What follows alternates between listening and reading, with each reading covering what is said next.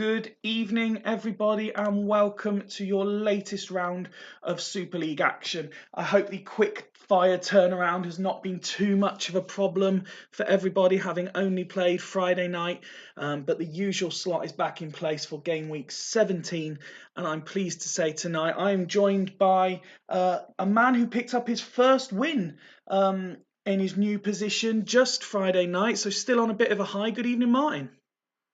Good evening, Fifey. Yeah, it was an unusual feeling for me. I can't remember the last time I won a game in the Super League, if ever. I think maybe once or twice before, but it wasn't fresh in my memory anyway. So yeah, it was a bit of a surprise, but definitely one we'll remember for a long time. There was a couple of interesting results. We'll look at yours first. So Fulchester, who have been on a bit of a dodgy run, the stats would suggest they were better side, but all in all, the one that matters is the big one at the top, and you picked up the 3 points. Yeah, they definitely were the better side on the night, but it's, there's a reason why we. I was surprised. I was looking for a goalkeeper. I was surprised to end up with Bartes, but I mean, he's going to be. Not going to lie. He's going to be key for us for the rest of the season. If he can keep putting in performances like he did, then we might have a chance of picking up more than just the odd win. We might. I'm not saying we'll string a run together, but we might. Let's say get 3 or 4 more wins before the end of the season. I think that's realistic for us to aim for. I think we've got 10 games left. If we can win 4 of them, I think we'll be more than happy. And some other good news for you in between game weeks. You've managed to sign Mido on loan from the Devils. He's unavailable tonight as you play them, but in a position you were looking to strengthen. Yeah, absolute legend. I mean, we got obviously Juninho Paulista in, and we've been looking at a few AMC options, but with Richie Wellens not working out in central midfield, we're having to play a DMC at MC, which I'd rather play an AMC there. But then who do I play up front? And I mean, hopefully Mido can go in, and then we can maybe play Hersey centrally, and then play Mido off him on the left, or play Mido down the center behind Tomadera, or even instead of Toe if his form drops. I mean, he's obviously got 3 goals now in the last couple of games, so he'll be playing, but we'll see. It just gives us a few options, and obviously season 1 and 2, he's not really relevant, but I think now 3, especially now, and you just saw his stats there, he's definitely relevant as a starter in the Super League, I think. Definitely. A couple of other notable results. Alf back on the winning trail with a win over Bostock Stanley, 3-1 away from home. The night started in emphatic style with the 2-2 between Churchtown and Astor. Hulls have replaced Jens Anderson with Mr. Anderson after the defeat to Dragons. So maybe a new manager bounce there. Byrne with a routine 1-0 win over Haggis. Sloths with a very good and crucial win over Locomotive Boston, whose inconsistencies continue. And Devils, who, if we look at the table, the theory is always 40 points, and on 16 games, they've made it already. Yeah, it's looking pretty good for them, especially considering that the average for this season looks to be on target to be the lowest ever. I think Haggis Hunters, was it on 36 or 37 points or something like that got in on goal difference one season. I think that was the lowest, but I think it's like trending at something like, I can't remember if it was 35.8 or 34.8 or something. It's thereabouts, 35 points. And if you look at it, how even the league is, 10 games left. I mean, you're not going to get 2 points average, are you, really? That would be 40. But I don't think, like Dudley, Churchtown, Leadersford, there's no disrespect to those teams, but they're not going to average 2 points from now on until the end of the season. There's not going to be anywhere near 40 points for 6th place. Mid-30s, I think, will be sufficient, which means that they're like an absolute ton of teams in it. I mean, all the way down to Haggis Hunters, you could argue they're only 4 points off a promotion spot, a playoff spot. So yeah, definitely all to play for from Fulchester downwards, I would say. Absolutely, and let's jump straight into the action. Some interesting games tonight. I've been asked by Greavesy if his game against Bostock Stanley can go early because he's got a very early start, so we'll start there. And Jens has also asked for an early start, so 2 games in a row Mr. Tato Mourinho is on in the first couple of games. He'll be absolutely delighted with that.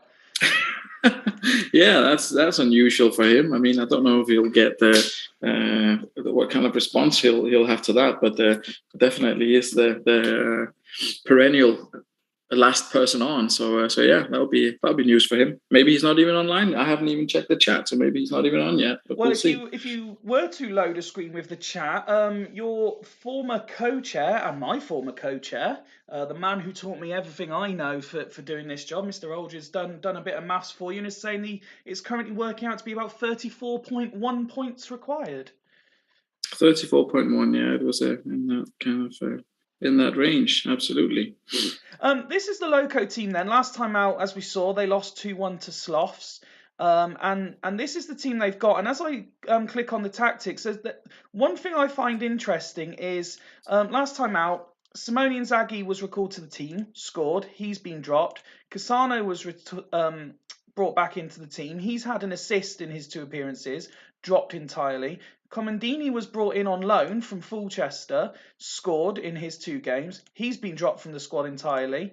And Montella, again, leads the line on his own, which, generally speaking, fine. But I find myself starting to question some of Greaves' decisions when these players are doing what they're asked to, but they're still being dropped from the squad entirely. And then you've got Figo, who's been questioned in the media, getting at least a place on the bench. Yeah, I mean, he said he was going to go to a more, let's say, a more defensive style, yeah, and it looks as if he's definitely doing that. So I'm not sure whether those kind of changes are somehow related to that, or how he's going to end up. Oh gosh, sorry, I'm going to have to do something here. I'm not sure how that's going to work out for him, because will they return to the defensive style? Will the players remember how to do that? And the sort of inconsistency in who you're selecting up front, I don't know. Rio Ferdinand at DMC as well. I don't know. I think he should look for a bit of stability, the way that he had in the season where he did his best performance. I was going to ask you about Ferdinand's positioning. I know Greaves' been looking at him specifically of all the players in the squad. What do you make of him in that sort of DM role? I know in real life, in inverted commas, that was somewhere a lot of people could see him playing, but he was always played at centre-back at all of his clubs. He was certainly capable of doing that job if asked to. Do you see that working in the Super League?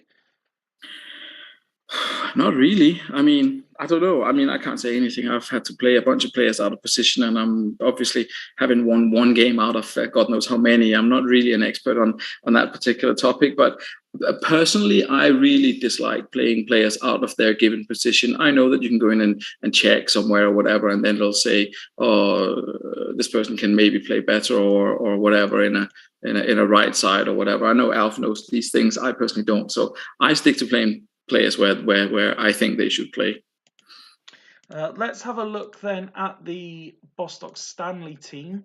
A slight alteration in tactic, more through instructions, I think, than actual playing positions. They are dealt the blow with Bowyer being suspended. I was interested that previously, when Bowier's been unavailable, Decore's played centre midfield. But this time round, Scott's gone with Welsh, who takes the captain's armband and put him in centre midfield and let Decore play with Live in the DM role. What's your thoughts on that? I mean, I think that line of those 4 DMs there, Roberto, Live, Decore, and Cafu, are so important for him that maybe he just doesn't want to switch it up in that particular position. Is John Welsh better at MC than? I mean, I don't know what his options are. I mean, I can see Ariel Ortegas out there. There's a few other players. But I guess he can do a job. He has 20 for passing, so I guess that's the kind of logic. So yeah, I mean, it could work out. It's still, I know the long arrows up the fullbacks, but I always think it's a bit of a risk if you have the attacking options. You're playing with 7 defensive players, if you like. So is it going to be enough creativity, enough going forward? Are they going to get the goals? I don't know. Who's the going goal? Oh, Eleftheropoulos is in goal again. So yeah, I mean, you never know. It's it gives me satisfaction that I managed to sign Barthez when I see some of the other goalkeeping performances. I've got a huge amount of faith in Eleftheropoulos, but maybe he'll do a job. So, as just before I ask you for your predictions for game one, I'll just say a quick hello to who have I not had a chance to say hello to yet? Tato, Alf, Rob, Scott, Jens, Ian and Ryan. I have Swanee. Good evening to you as well, sir, and to Mr. Mike Savage, who has also joined in the chat. Good evening, one and all. You've made it in time for game one, Martin. Your score prediction as Alf goes 2-1 to the home side. Oh, I see that. Let's see what I've written down here. Anelka to unlock the local defense. They'll take a game or two to get their feet back under the old defensive table. But 1-0 away win, I think. 1-0 away win. And Jens pointing out that Alephopoulos has been a rock this season. Ian Edwards also going for a 2-1 home win as we kick off game one of the night. And it was the away side with the first chance. But D'Alessandro, with his first ever goal for Loco on 10 minutes, does open the scoring. And a great start there for Greavesy's Loco side, not what Scott would have wanted to see after the result on Friday night. Plenty of text commentary in that opening half an hour, but it looks to be more of a midfield battle. There's not a great deal of chances from what I'm seeing. There is one, though, from the away side, goes flying over the bar. I think that said 4 minutes being added on to the first half. Dimble saying that Bostock will win this 2-1. And it is 1-1 as Del Piero scores his first ever goal on the stroke of half-time for the away side. Mr. Mackay, who is an infamous character in the Super League, brings the first half to a close, and it is 1-1. And looking at the stats on the screen, a 1-1 at half-time, Bostock certainly deserved that. They created a fair amount of chances. Yeah, they've been coming forward in waves, as they say. And Del Piero, was that his first goal for Bostock as well? First goal for Bostock. Or did he? Yeah, I mentioned to Scott when he said he was bringing him in. I said that he'd scored a few from that position in his career so far, and obviously Scott's playing him, I think, exactly where he played before, in that left side on the AMC. So yeah, can definitely get goals from there. So yeah, I mean, maybe a little bit disappointed to concede so early, but he'll be happy to be coming straight back into it. A quick look then at the home side stats at halftime, individual player-wise. D'Alessandro, Petit, Zambrotta, the pick of the bunch rating 8s. Maybe a slight, not really a worry as such. Montella only rating a 6 half-time, but he is the man who's had the majority. He's had half of their shots in the first half. They'll just be looking for a slightly better conversion rate. I don't think Greavesy will be too concerned at this point. No, I don't think so either. I mean, Vincenzo Montella was never the best player, but he scored a few goals, so you excuse him for having a relatively low rating, unless he's putting the ball in the back of the net. So I'm not sure. I mean, if you look at his options on the bench, he's not going to go Figo on top instead, is he? So I'll probably just stick. And as for the away side, as we look at their stats, very similar in terms of numbers. Anelka having an equally quiet game as his opposite number. Greavesy there saying keep as is. Again, looking at that, I'm not seeing a great deal that I think Scott will be overly concerned about either. They drawn level when it was crucial to do so. They've been arguably slightly the better team, and I expect him to keep it as is as well. Yeah, you would think so. Lassisi might pick it up in the second half. He's not a player that you would normally substitute, I don't think.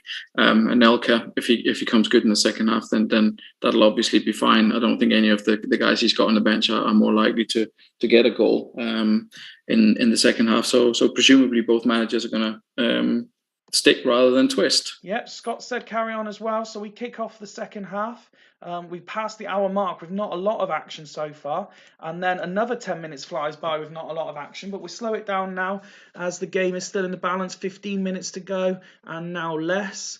And it's Zé Roberto, fouled by Ferdinand. Del Piero tries his luck. Peruzzi shows safe pair of hands. Into the final 10 minutes. No side really looking more dominant than the other. But there is still, with both of these sides, every chance of late drama. Bostock with a chance there, but failing to convert. Now Donati, so close. 3 minutes going to be added on. We're into those 3 minutes now. Nothing happened in those 3 minutes. The ref found an extra 2 minutes for no obvious reason and brings the game to a conclusion. It finishes as it was at half-time, 1-1. Bostock remained slightly the better side. I don't really know who a point suits, possibly Bostock a little bit more because of their position. But was it a case of neither side quite doing enough to win it? Yeah, I mean, if you look at the numbers in terms of the shots that happened in the second half, I think nothing really happened in terms of shots on target. So, well, I think maybe one or two for between them. So, unsurprising that the result stayed the same, but also maybe a little bit surprising that the pace didn't pick up. I mean, local Boston will be happy enough that they have like limited their opponents in terms of scoring goals to the one, but I think Greaves is going to need another game or two to get the attacking side of it working. He can obviously switch to defense, no problem. But as mentioned there, it's both sides are playing with a hell of a lot of defensive players. Yep. And I think there was, I think on Friday night when Jens and I were talking, there was a bit of criticism towards Loco that they don't just go back to what they do best. And this was kind of a move towards that they're strong and difficult to beat in the first instance, and then they took the lead, which is exactly what Greaves' side historically have done. It's just unfortunate for them that Del Piero scored on the stroke of half time. Del Piero himself did get man of the match for the away side, whose ratings very much matched what they were at half time. Again, a point away in the Super League is generally good.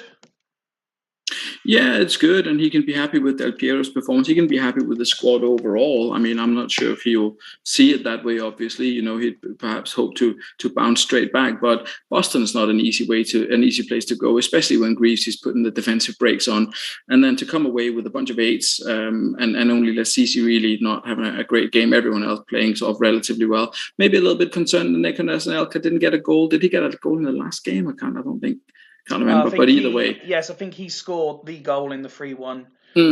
True, yeah, but anyway, you get I always think that strikers don't score enough in the Super League, but that's just me. We'll see if Tom Madeira will. Some strikers will do. Some strikers do. Yeah, true.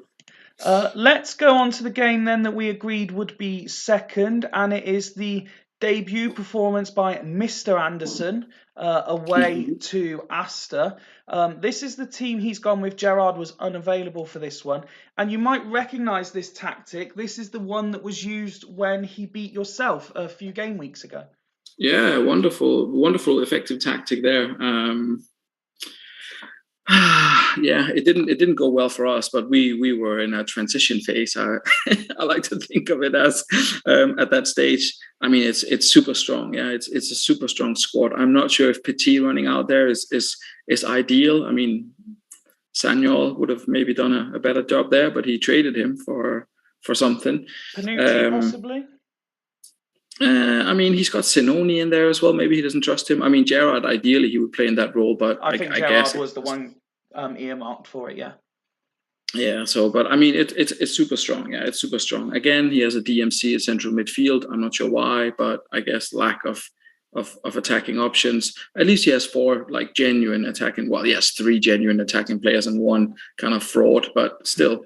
On paper, for attacking players, so yeah, they could be in with a shout here. It's a strong Hull side, definitely. But we've said that all along. We always say that it's a strong Hull side, but it's kind of the same as when Thiago was in charge. They just didn't really deliver for some reason. Hulls have never beaten Astor.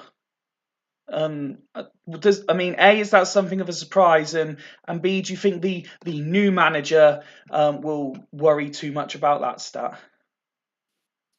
Good question. It's unusual with so many games not to have picked up a single win, I would say. Whether it's a bogey team or not, maybe. But I think the new manager will be looking to put his own name on the team and progress them and perhaps get rid of that 0. We have a look at Astor, and just while I let you sort of become familiar with the team, as they've been, they've had 3 suspensions, Honcho, Scally and Emerson all suspended at the same time. Tato suggesting this is possibly the worst 11 ever fielded in the Super League. I think I've just seen in the chat maybe the second or third note. Yes, we are showing different stats because we had a show Friday night. I sent Steve a whole load of different stats for you to enjoy. So I hope those of you watching it live on YouTube are enjoying seeing average attendances and goals from indirect free kicks, etc. It's something a bit different for you this week or this game week. So yes, back to the game as it is. Asta, do you agree that this is the worst ever team submitted for a Super League fixture? Yeah. Yeah, just simple one word. No problem with that at all. Last time out, they had the 2-2 draw. There was a big moment for Boa Morte, who'd been recalled from the reserves, and he plays for the second game in a row. Can we expect him to show a level of consistency in the first team and carry on impressing? I mean, he doesn't look too bad. If you look at his stats, he doesn't look too bad at all, does he? So I mean, it could be that he could deliver, that he could do something there. Yeah, I mean, good pace, good acceleration, good flair. He could be creative out on that side, but the same could be said for Rayad, and I'm not sure if that's always the case. So when we look at the team there, so Vashuk replacing Honsho, would you suggest that was a downgrade? Foe replacing Scally, I know your thoughts on him, so I won't ask you if you think that's a downgrade. And Emre having to replace Emerson, I think most people would consider that a downgrade. Adolfo coming in up top for Zizi Roberts, who just hasn't done it this year, unfortunately, for Tato. That's a shame for him. I mean, I really like CC. I was really hoping that he would do well, that he would deliver in terms of the goals, but it hasn't been the case, unfortunately. So it could be a possible difficult looking night for Asta against a new manager with new ideas. Yeah, I think so. With that lineup, I mean, Scally, obviously I don't rate him, but he'll probably be missed in some way anyway. Henshaw. It's a bit of a strange squad, I think, that he's got assembled there. But then again, I really like his tactics and I really like his approach. So hopefully it'll work out for him. Perry Murr in charge of this one. Can I ask you for a score prediction, please, Martin? Yes, I will have a quick look at my notes. I said 2-1 for the home side. I think the front three will somehow overcome the Hull's defense. Okay. But with the new man, these notes were written without the managerial change in mind. So perhaps that will have a positive effect on Hull's. But I'm going to stick and say that I hope the front three of Asta will get the job done. I think it also helps our chances if Hull's continue to drop points. And Alpha's gone in with a 1-1 prediction for this one. The first couple of minutes seem dominated by black and white text. But will they be able to capitalise? Ian Edwards going 2-0. Spectacular drive there. I believe it was by Rayed, but goes flying over the bar. And Asta, having weathered a little bit of a storm early doors, start putting some passes and attacks together themselves. And now the game's kind of evened out, gone a little more end-to-end, it seems. Both teams. And there is the first goal under the new manager, and it is Kandaya, who was arguably player of the season for the old manager. Who opens the scoring just before the half-hour mark. Are we going to get another late first-half equaliser? Oh, no. And Hull's had the last chance of the game, or the half, I should say. Ryan saying it's going to be 2-0 to the away side. Hull's one shot on goal, one goal. Asta creating a tiny little bit more themselves, but failing to convert. Not quite as open as the first game. A bit more of a chess battle, this one. Yeah, not hugely entertaining. That's a lot of headers lost by the Vikings. But anyway, I mean, Jens will be very happy going into halftime. Not with the performance, but definitely with the scoreline. I mean, as I was happy last week to pick up 3 points with a with a poor performance from many of my players, and but at least a goal, yeah. So that's what he's going to be looking at. Tates will be a little bit disappointed that no one's done anything with the 3 chances they've had. I mean, I know that CC Robert hasn't played well, but Adolfo, really? Well, just having a look at the stats, Rayed has had 2 of the 3 chances from his wider position, and perhaps a suggestion that he's shooting on sight at the moment. The other chance falling to Rossini. Michael Owen not not really getting involved at all. Just seeing what Emre's doing in the centre of midfield. He's not really dictating, but he's having an attempt at it at least. Joey Goodjohnson, arguably the pick of the bunch, continuing to have a relatively good season, and being one of the main men for Astor. Yeah, I always rated Joey Goodjohnson. I remember he came in for was he at Gazelles, or was that in the previous database? He came in he started this save at Halls, went to Bostock Stanley, had one season where he featured a lot, and then ended up at Astor.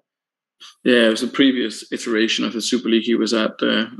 Craig had him for sure. Yeah, I mean, I like him. I think he's a good player, and as you say, they're probably one of the key players. Ray had a little bit like David Collins. He's this kind of like, he like hoovers up the ball and takes all the chances himself, and it doesn't always. It doesn't always contribute to the team as a whole. Candela, good performance from him. Yeah, I could see that Tato's making a double change, so I'll action that in just a moment. Quick look at the Hull stats. Costanzo, decent first half performance from him, and as you say, Candela, who was probably player of the season contender for Hulls anyway, is certainly looking to impress his new manager with his performance. Other than that, it's been okay without being exceptional, and I'm sure Mr. Anderson will be looking for a bit of improvement in the second half. Yeah, he'll hope for a little bit more from some of the guys up front. I mean, Crespo, it's a bit of an enigma, isn't he? He should be. I mean, but we've already spoken enough about the many goal scoring issues in the Super League. They're obviously up against very, very strong defenses, so you can't expect everyone to be a goal a game striker. But Crespo, I mean, the amount of effort and dedication that goes into securing the right striker, and then you see those kind of returns like 5, 6, 7. How much does the top scorer in the league have now? 10 goals in 16 games? 10 goals so far, yeah. And that's Anelka, who probably didn't even play all 16 games. But, I think he's played the majority after his season last year. True, yeah. No changes for Hulls. The 2 attacking changes made by Astor. Let's see if that has the desired effect for Mr. Mourinho. Luis Beaumorte, who we spoke about in the build-up, has been injured. The only outfield player left on the bench is young Christian Krug, centre-back by trade. There's not a lot of width in the players already on the pitch, though. So what do you see Tato doing here? Centre back by trade, you say? Yeah, I mean, I don't know, to be honest. I mean, he looks good. I'm not sure the right wing is really his place. I mean, I'd chuck him up front. I'd put like Lee Chun-so or someone down there, and then put Krug as the central striker and hope for the best. Possibly put Emre wide and move one of the defensive midfielders into this centre mid position. I mean, you could. We'll see what he goes with, but yeah, I tend to just lob him up front and hope for a header. Hope for a header, yeah. I mean, I can see the benefit of that, especially with ZZ Roberts on the other side. You've got 2 men there winning the headers and Rossini there for the flick down, so I could see that potentially working. Oh, he's got some kind of here we go, etc. Right, so Emre is going there. Goodjohnson is going there. Rayed to right mid. So like that, and then Vashuk going CDM. So let me just make sure that looks. So Krug at centre back, Goodjohnson to centre mid, Emre to left mid, Rayed to right mid, and Vashuk. There we go. Yeah, I think that's about right. Let's carry on with the second half. Astor hoping not to lose anyone else here. Tato not exactly keen on the chuck him up front mentality. We're approaching the hour mark. No additional goals so far. There we go. Rossini off the post on 70 minutes makes it 1-1. And we just slow this down. He's a guy who can get goals. Red. Nope, it's yellow. No, Thuram yellow. And we carry on. Rossini again. Costanza with save. Corner kick. And now Crespo was offside. Goodjohnson takes a quick free kick. ZZ Roberts, Costanza with a fine save. Rossini! And it is 2-1. Rossini has turned this around. And what have Hulls got in the locker themselves now? A lot of pressure Here they come. Oh, it's David Collins 2-2. It's Oh, it wasn't Ricardinho. David Collins. It was Ricardinho. Ricardinho with his first ever Hools goal, and it's 2-2. We've got lots of drama in this game. Have we got a fifth goal coming, Chunso? No, Roberts was offside. 2 minutes to be added on. Rayed, Collins, all the big names get. Rossini goes wide, and now Brozek. Crew gets in the way. Brozek! And on the 90th minute, he struck it from some way out and surely has won it for his new manager. Or has he? Here comes Collins. One last chance maybe for Astor. No. Free kick to the away side. And there is the final whistle. The new manager gets the win he was looking for. Astor Athletic 2, Hull's Vikings 3. A much better second half, that's for sure. We had what? 3 goals in 14 minutes there. No, let me try. Yeah, very entertaining. Yeah, 3 goals in 14 entertaining or 4 last in 20 minutes or so.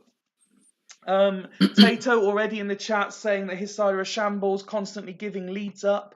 But yes, a very entertaining game, a massive win that for Halls. A draw possibly would have been a fair result looking at that, Martin. Yeah, I think so. I mean, you've got to feel a little bit sorry for the young Christian Krug coming on at DC there, and obviously struggling to find his feet, and I don't know if he was directly involved in the goals, but a bit of a disappointment for him. No, absolutely. Let's have a look then at the individual player stats, who impressed and who didn't. I mean, Rossini unsurprisingly getting man of the match. Rayed impressing as well for the home side. All the subs came on and had something of an impact. So a lot of the times in the Super League, subs come on rating sixes. But they all had a good half to impress, and they all played their part. Unfortunately for Astor, it just wasn't quite enough. Yeah, it's a shame. I mean, happy to see Rossini in the goals. He was one of the, I mean, when I think my first season in charge, he was the top scorer in the first season with 21, and always happy to see him getting some goals. Rayed, I know his set pieces are quite spectacular, so not surprised to see him get an assist, even though I don't particularly like or rate him. Yeah, I mean, it's just a shame for the goals conceded. Yeah. It's apart from that, it's a decent enough performance. No, absolutely. And let's have a look at the Hull's performance then. I mean, the rating's not too dissimilar from what we saw from Astor, so it was just essentially a gunfight between them, and Hull's got that one additional hit in the target. Yeah, slightly better performance from their keeper compared to Day for Astor. So manager will be relatively happy with that. Can't deny the goals, Brozek and Ricardinho as well. They've not been. Well, Brozek's not been prolific, has he? So he'll be happy to see him on the score sheet as well. Apart from that, yeah, pretty good. Do you having seen this result and seeing the resurgence of Ledesford, but bearing in mind that your profile got it as well, are you a subscriber to the new manager bounce that Steve is particularly keen on? I mean, Mr. Anderson's come in, got a win on his first. Alf's had a very good record since he come in, but it's not quite worked that way for you. Yeah, I mean, I think it depends on the level of unhappiness that's in the squad at the at the time of the managerial changes. I think that's really what it kind of boils down to, and also what the managers do. I mean, I might not necessarily have made the best decisions from a getting results perspective when I first took over, but I mean, it can work both ways. I think, depending on what the players were feeling at the time, how happy they are with a new guy in charge, and how they respond to that. No, absolutely. And I could see there Ian making reference to Muscle Ian in the chat. It has to be said that it is that particular gentleman's birthday tomorrow, so he won't be watching this, but happy birthday nonetheless to Muscle Ian for tomorrow. That's the 2 requested early games out of the way. So we can go wherever we want now, but we don't want to go to Gazelles Devils. We are saving that till last. So let's go from the top, and we've got Haggis Hunters versus Spartak Sloths next up. Haggis, sometimes they look really good, sometimes they look average at best, and they currently find themselves, because of how tight the league is, in 13th, yet they've not been considered a team at any point that are likely to finish bottom. This is what they've gone with this time round. A slight tweak on what they did last time out, where they lost 1-0. No disgrace in losing 1-0 to Northern Byrne. There'll be a lot of teams fare a lot worse.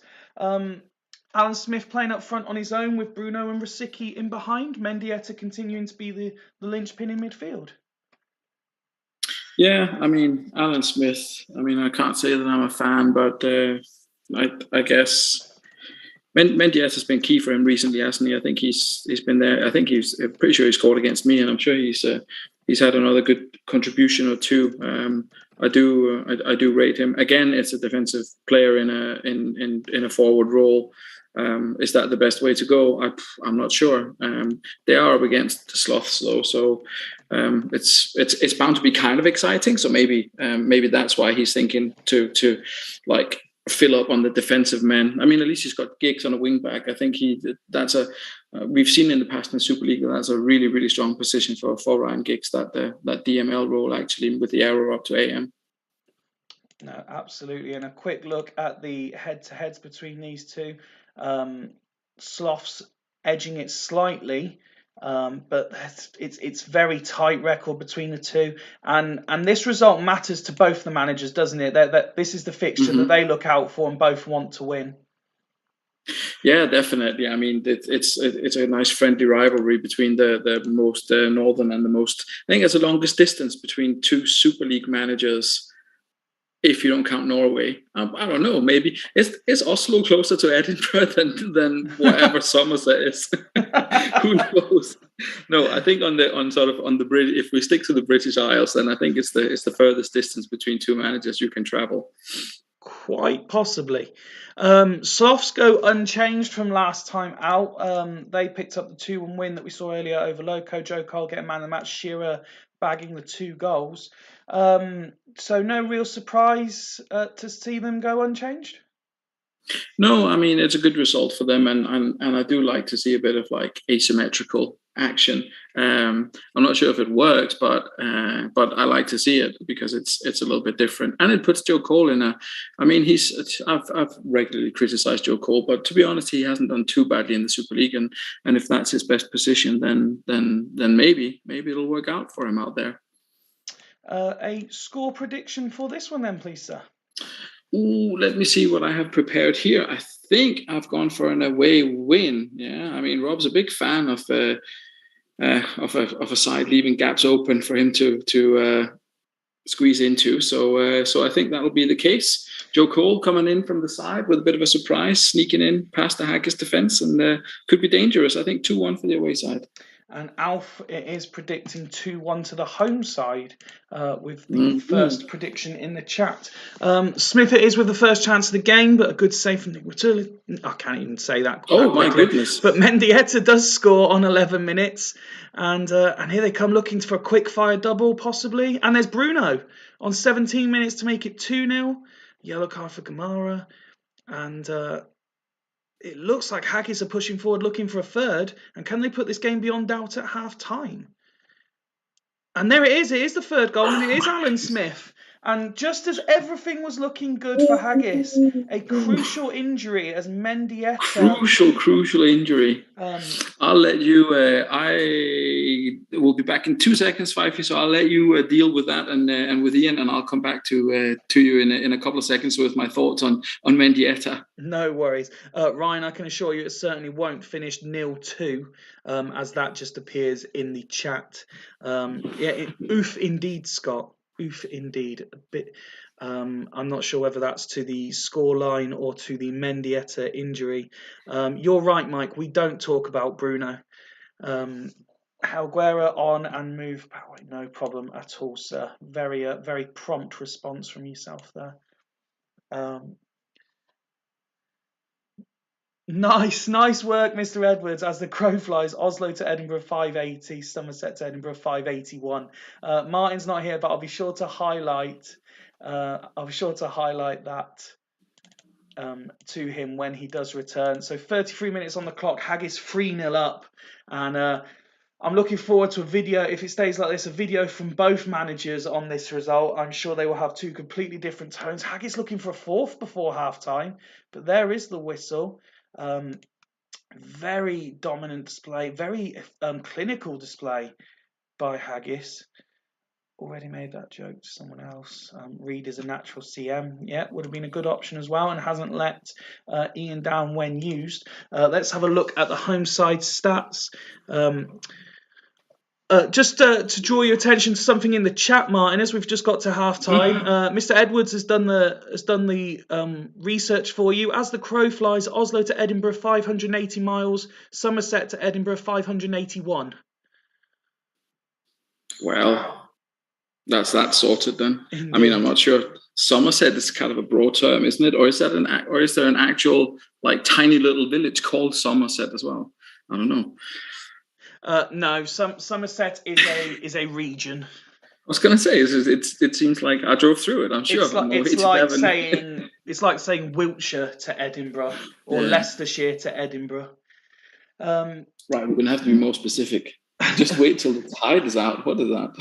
Either way, first half, Mendieta, key player for Haggis. Mentioned him in the beginning. He's been very good in the last couple of games. He certainly stood out to me in terms of his performances. Yeah, very good.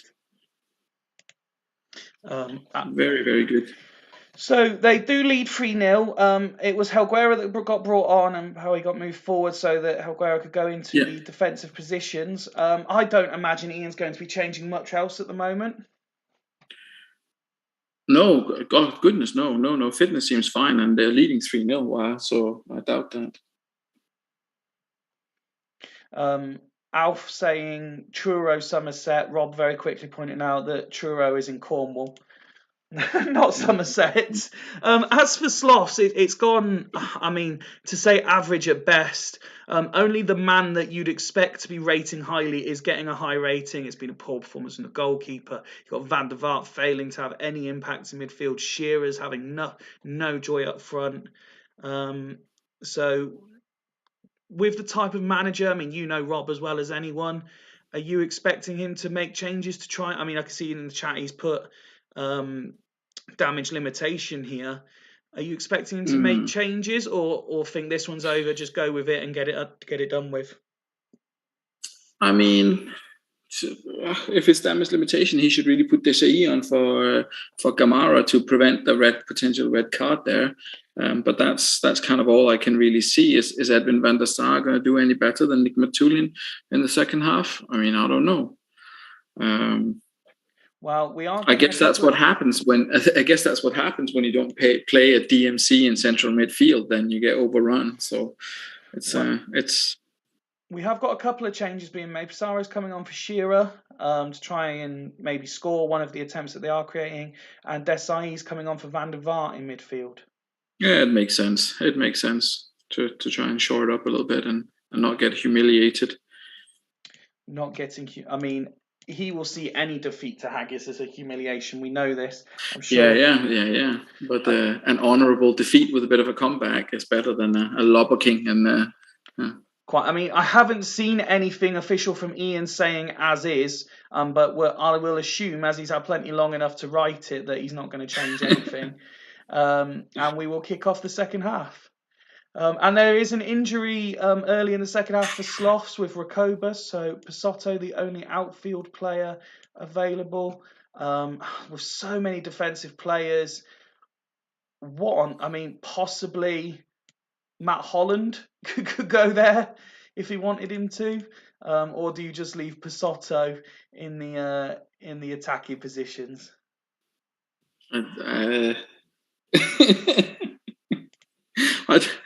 don't know, to be honest. Stop arguing about Taunton and Truro for a minute, Rob, to confirm what you want to do, please. Taunton to Truro is pretty much the same distance as Manchester to London. Oh dear. Taunton sounds like a place The Office could be filmed. It takes forever to drive down there. I drove to Newquay. I mean, I think driving from Glasgow down to Bristol seemed like a 10-minute journey compared to the drive from Bristol to Newquay. Yeah, very similar distance. My mum recently spent a couple of days north of the border. She obviously travelled from Swindon up to St Andrews, and she said it was. I mean, we used to do it a lot for family, but Rob's saying, "Oh, fuck off." We used to do it a lot for family holidays and stuff, but she said it was one of the most straightforward journeys she'd ever had, Swindon to St Andrews this time round. So, Rob's saying, "Just leave it." Travel news aside, let's see what else happens in the second half. And it looks like Haggis really looking for 4. A lot of time went by without anything happening. There's the full-time whistle, stayed as it was. And Ian will beat in Taunton later. Haggis running out 3-0 winners. Nothing to write home about in the second half from either side. Fantastic ratings. All round, pretty much perfect performance by Haggis, that. Yeah, very solid and very unusual for co-commentary. I mean, I didn't get the result right, but pointing out that Ryan Giggs does very well at that DML role, and that Mendieta is a key player for Haggis and has been in great form recently, that proved to be correct. I did slag off Alan Smith and say that Sloths were going to win, so that kind of evens it out. But apart from that, I was spot on. As for Sloths, I mean, certain players' performances did improve, but it was just a bad day at the office all round, wasn't it? When you lose 3-0 and get a player injured, you're just going to go whatever and just wait for the pack to come out and then have a look at what you can do for next time. I don't think Rob's going to dwell on this. You go 3-0 down so quickly, there's just no way back in it really. So, but Mr. Campbell with a saying good game to Rob. In reply, Mr. Marshall just telling him to piss off.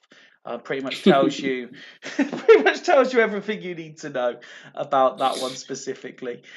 Next up, the game has decided we are going to Dragons at home to Fulchester. Fulchester, as we've already alluded to, lost 1-0 to yourselves last time out. They're on a bit of a dodgy run of form as well. They lost 4-1 to Bostock the game before that. They drew 3-3 the game before that. It's very rare we see a Macca team go 3 games without a win. But surprisingly, despite that, he's gone unchanged from the last game. Believing in the process was the quote. And so sticking as is, can you see them going 4 games without a win? I mean, it's possible. However, there's a lot of pent up anger and testosterone flying around in that C-suite at the moment. I think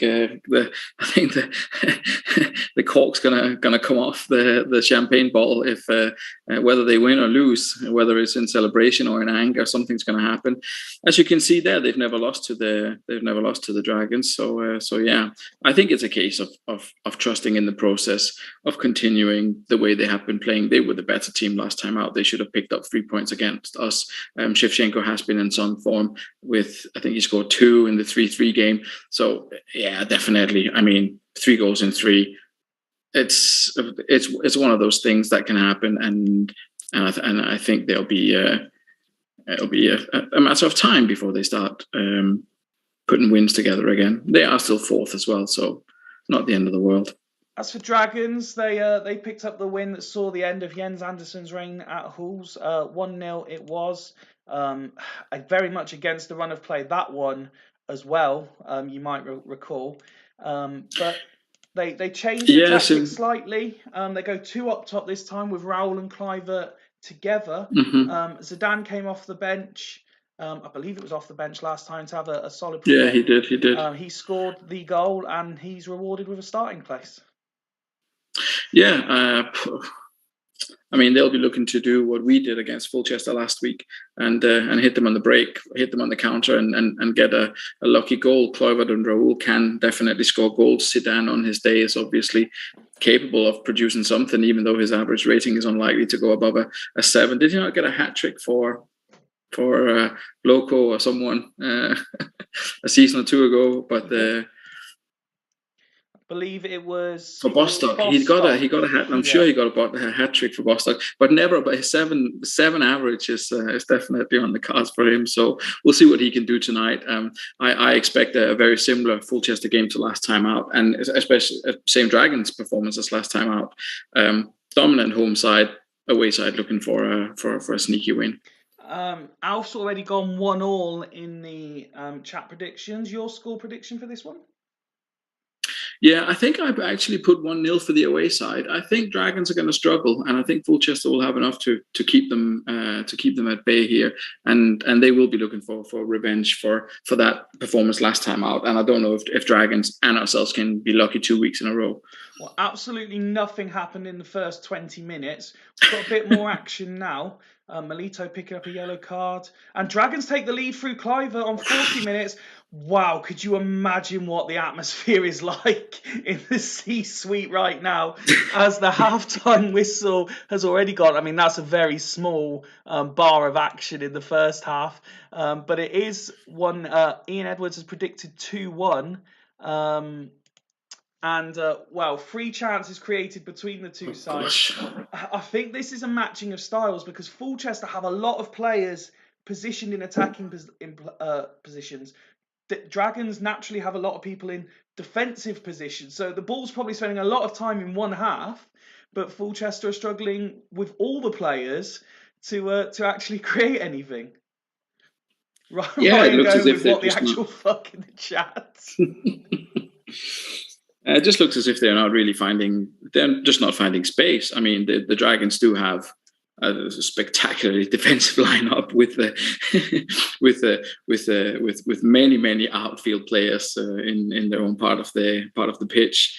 8, I think, yeah, from just the 2 strikers, yeah. So it was going to be difficult, but it doesn't always help to just flood the defense and just go yay, but it seems to be working for them today. I mean, Gattuso on a 9, very solid. Yeah, I was going to point out Gattuso's first half performance, clearly a big factor in this Dragons team.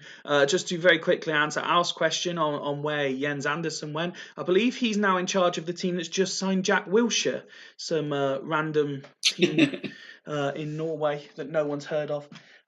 It was in Denmark, but was it? Apart from that, I thought it was Norway. No. Oh, that's me getting wrong information. I do apologise. Maybe he's in Denmark. It's like the equivalent. It's like, well, I can't say what the equivalent is of Aarhus, what the British equivalent would be. For signing for Swindon. No. It was European City of Culture a couple of years ago. Yes, but apart from that, if I remember right, ferry terminal. Yeah, but European Capital of Culture means shit when I believe Hull had it. And possibly also Glasgow in recent years. Indeed, I was gonna compare the place to Hull actually, but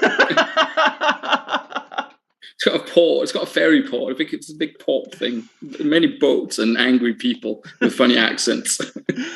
Dragons already, Jamie, very quick. They're going as is. Let's have a look at Fulchester. I've not seen Macca in the chat yet. I'm not sure if he's about. Ryan is spitting feathers, though, I'm sure. But his team and tactic is being completely outdone again.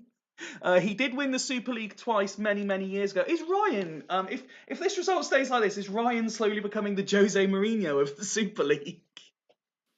Could be. I mean, it could be. If you Shevchenko's having an absolute stinker there. I mean, he's.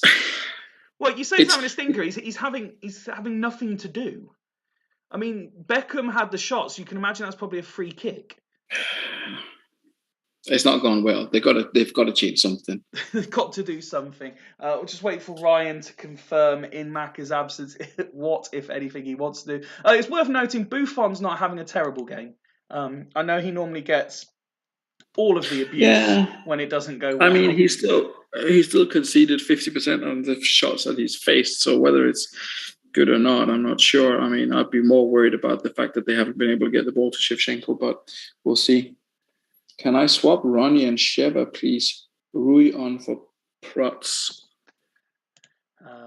You can. So you want to do that. And then Prutton for Rui. There we go. Let's see. It's certainly an attacking change. Costa on for... Definitely. There was a lot of criticism during Shevchenko's time at Haggis, more for Ian, that he played Shevchenko in that withdrawn role. So Ryan doing it is something of a surprise. But Ronaldo did seem more effective for Fulchester when he played in the more advanced role. Let's see if it has the desired effect. Gattuso getting a yellow card, not great early in the second half when he's likely to be very busy. Dragons on the count. Oh, And Fulchester do level it. Is Ronaldo. And it was just as Dragons looked like they were going to steal a second. Wooder and Duggan having a bigger impact than the Fulchester assistant for sure, says Dimble. 4 minutes going to be added on. Our Dragons going to hold out for the draws. Fulchester and Zidane picks it up. Now Balmer, Clivert, Raoul, but he goes over the bar and we're into the injury time now. Nedved picks it up. Hippier, Shevchenko, Beckham. Lucio gets a lecture. Beckham with a free kick, but the keeper manages to claim that one. And there is the full-time whistle. Fulchester do go 4 games without a win. I mean, that's just a dire game all round, isn't it? Yeah, it was. I mean, it was like nervy the second half. Yeah, I mean, Fulchester obviously happy enough to have equalised. There's a lot of offsides and just poor. Yeah, just poor in general. Yeah. Fulchester. I mean, Dragons can do this. That they can have poor games and sometimes they can look good. So I'm not too dissatisfied by them. They've got the point that they'd probably be quite happy with before kickoff as well, even being the home side. Fulchester used to be an enjoyable team to watch, but just recently, even in high scoring games, they have been horrific. I mean, I was talking to someone earlier about the demise of Leicester City this season, and Fulchester are the Super League's version of Leicester City. They have become Same colours as well. Awful. Yeah, I mean it's difficult to.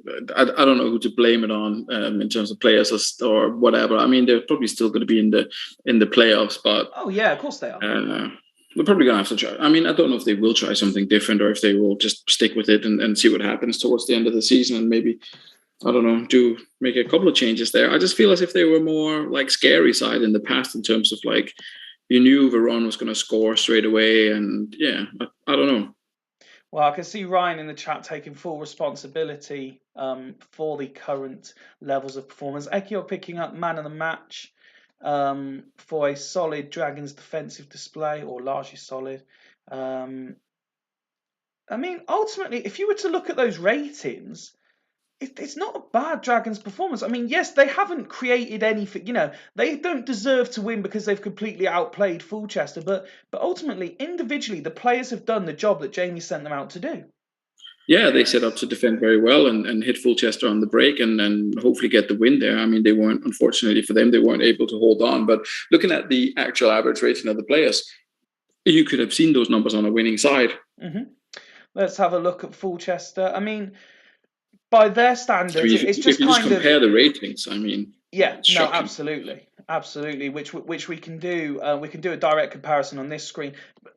The thing is, they're not terrible ratings by Fulchester. They are in comparison to Dragons. It's just by Fulchester's usual high standards. It's just very average, isn't it? Yeah, it is a bit. I mean, and Hippier is the one getting the assist, and Nicky Butt's on a 7 and a yellow, and you know, it's just not the Fulchester side that we're used to seeing. So maybe it's a morale thing. Maybe they just need a win or two to get them back on track. But it's obviously the case of the managers being able to set them up to get that. But yeah, it'll Ryan be onwards and upwards for them. Ryan now putting in his official complaints about Mr. Ogston's refereeing performance. He's not particularly 25 free kicks with only one booking, and I don't think there were many yellow cards in there either. But we move on to Dudley Hill versus Northern Byrne. Big game in the top 6. This second versus fifth. Last time out, Byrne getting that 1-0 win over Haggis, but they have their own issues defensively. Cannavaro suspended and Hoffland failing the fitness test. Sees Lucas Neal playing at left centre back with Jens Novotny at centre back. Really? Indeed. That's unusual. Why? Surely. What are his other options? I mean, Ian's not blessed with a great deal of defenders in his first team squad. I mean, if you were to look at his reserves, there's players there that could do the job. It just happened that it wasn't swaps week. So yes, Lucas Neal, not brilliant cover down there either. But yeah, no, Lucas Neal. I mean, on paper he's a super utility player. Yeah, so hopefully he can do a job down there. I mean, maybe it's lucky for him that he's. I'm not going to say Dudley are obviously.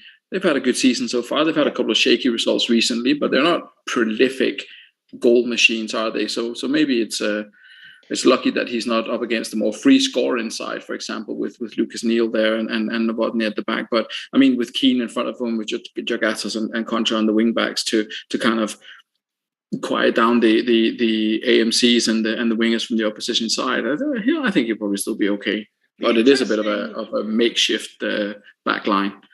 I mean, ultimately, it's very much of a muchness, and it doesn't really matter given the strength of both players. But the interesting tactical choice for me, Vieira has been reinstalled to the team, but he's taken the centre mid position. Now, normally when the two both play, Ian would go Keane centre mid, Vieira DM, but Keane played defensive midfield last time, and he's kept him there this time round, and just let Vieira slot straight in centre midfield.